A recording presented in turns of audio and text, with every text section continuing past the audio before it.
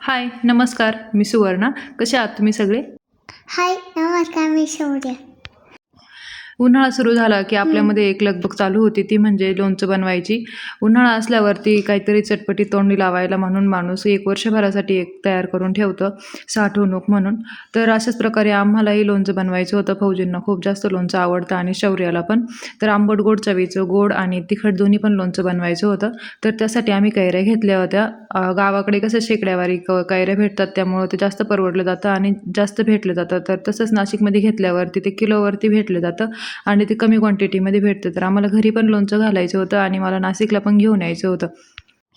तर आम्ही कैऱ्या आणल्या, व्यवस्थित स्वच्छ पाण्यामध्ये म्हणजे धुवून वगैरे घेतल्या, पुसून घेतल्या आणि त्यानंतर लगेचच आम्ही फोडायला सुरुवात केली. तर त्यामध्ये बऱ्यापैकी कैऱ्या ह्या थोड्याशा पिकलेल्या होत्या, तर म्हटलं त्या थोड्याशा साईडला टाकावा.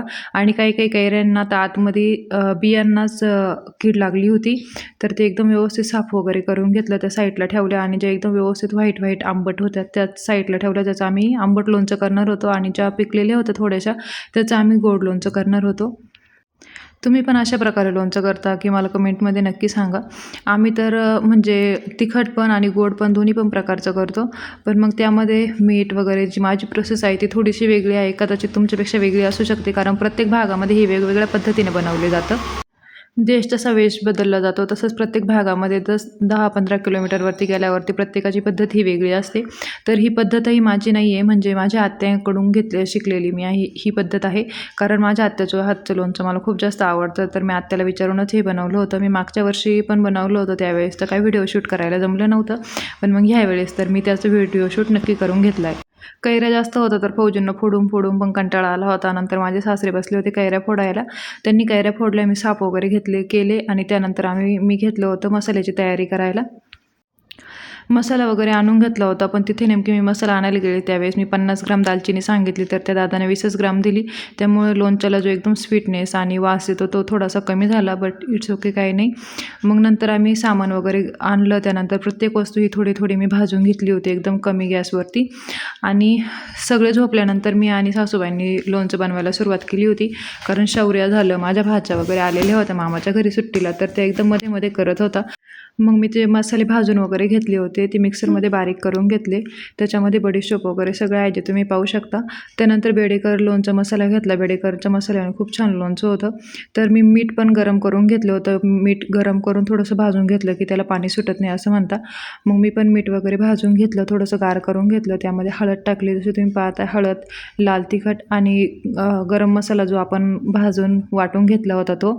त्यामध्ये बडीशोप वगैरे पण टाकून घेतली, गरम मसाला टाकला आणि थोडीशी मोहरीची डाळ मी थोडीशी गरम तर सगळीच केली होती, पण थोडीशी मी भाजून ती बारीक पण करून घेतली होती मिक्सरमध्ये, ज्याने असं थोडंसं दाटसर झालं होतं. आणि त्यानंतर मग मी बेडेकर लोणचा मसाला टाकला. 1 लिटर शेंगदाणा तेल घेतलं होतं मी. ते जसं एकदम छान कडकडीत गरम करून घेतलं होतं आणि मसाला अगोदर सगळा एकदम व्यवस्थित एकजीव करून घेतला. शेंगदाणा तेल एकदम कडकडीत गरम करून त्यामध्ये छान गरम झाल्यानंतर मग मी त्याला लवंगाची फोडणी दिली. लवंगाची फोडणी जर दिली तर ते तेल खराब होत नाही किंवा ते तेलाला भासही लागत नाही. मग ते तेल एकदम असं छान उकळून दिलं. त्यानंतर थोडं थोडं करत मसाल्यामध्ये ॲड करत गेले. छान एकदम मसाला परतून झाला की त्याला एकदम असं छान तुम्ही बघू शकता आता त्याला एकदम कसं छान एकदम तेल सुटले. असं तेल सुटूपर्यंत हे करून घ्यायचं. तोपर्यंत सासूबाईंनी मला गूळ पण चिरून दिला होता. गूळ मी याच्यामध्ये मिक्स नाही करत, त्याच्यामध्ये थोडी थोडी लेअर टाकत जाते. थोडं थोडं तेल टाकत गेलं म्हणजे आपल्याला एक अंदाज येतो की किती तेल लागतं. नाही तर जास्त तेल टाकून घेतल्यावरती त्याला खूप जास्त तेल होऊन जातं. ते आत्ता दिसत नाही, पण नंतर दुसऱ्या दिवशी लोणचं भरून झाल्यानंतर दुसऱ्या-तिसऱ्या दिवशी खूप जास्त तेल होतं. मग जसं पाहिजे होतं तसंच मी तेल टाकत गेले आणि आपला मसाला वगैरे इतका सुंदर तयार झाला होता ना. तुमच्याकडे कशा पद्धतीनं करता लोणचं तेही मला कमेंटमध्ये नक्की सांगा. लोणच्याचा मसाला तर भरपूर एकदम व्यवस्थित तयार करून झालाच होता. मग त्यानंतर घरामध्ये खूप गरम होत होतं. मग आम्ही बाहेर आलो होतो लोणचं भरायला. रात्रीचं सगळं काम आवरल्यानंतर मुलं वगैरे झोपून गेल्यानंतर मग आम्ही दोघे सासूनांनी रात्रीचं लोणचं भरायला घेतलं, कारण सकाळी परत मुलांचं तीच भीती असते, पाणी सांडवता का काय. कैऱ्या वगैरे व्यवस्थित आम्ही तोपर्यंत सुकवल्या होत्या. मसाला वगैरे सगळा भाजून वगैरे करून सगळं आवरून मग आम्ही रात्रीच्याच बाहेर बसलो होतो लोणचं भरायला हवेशीर. घरात गरम पण होत होतं. म्हटलं चला बाहेर गप्पा मारता मारता मग आम्ही दोघे लोणचं भरत गप्पा पण मारत होतो. मग भरता भरता भरपूर होऊन गेलं ते. काही नंतर ठेवलं होतं जे काही आंबट करायचं होतं, तर ते मी ठेवलं चांगलं होतं आणि जेवढं गोड करायचं होतं तेवढंच आज भरलं होतं, कारण खूप कंटाळा आला होता दिवसभर पण ते लोणच्याचं सगळं आवरता करता. हा व्हिडिओ जुना आहे, पण मग मी लवकरच बनवलं होता, पण ते बनवता आणि एडिट वगैरे करता आणि टाकता थोडंसं उशीर झाला आहे. मग नंतर आम्ही आवरून घेतलं. फौजींची सुट्टी पण थोड्या दिवसच राहिली होती, पण म्हणलं जोपर्यंत ते घरी आहे तोपर्यंत खातील. पण त्यांना नेमकं न्यायला जमलं नाही, कारण फ्लाईटमध्ये लोणचं अलाउड नसतं, कारण तेल वगैरे काहीच अलाउड नसल्यामुळं त्यांना ते काही लोणचं नेता आलं नाही. म्हणलं चला जोपर्यंत घरी आहे तोपर्यंत तरी खातील. तर लोणच्याच्या फोडी सासूबाई टाकत होत्या. मग मी नंतर ते मसाल्यामध्ये कोट वगैरे करून व्यवस्थित असं भरून वगैरे घेतलं छान, आणि नंतर मग त्यामध्ये गूळ टाकत होते, जेणेकरून गोड लोणचं छान तयार होईल. मसालाही भरपूर होता आणि लोणच्याच्या फोडी पण भरपूर होता. नंतर आम्ही भरता आम्हाला रात्रीचे 1 वाजून गेलं होता. त्यानंतर आम्ही सगळं व्यवस्थित भरलं, ठेवून दिलं आणि मग आम्ही झोपलो.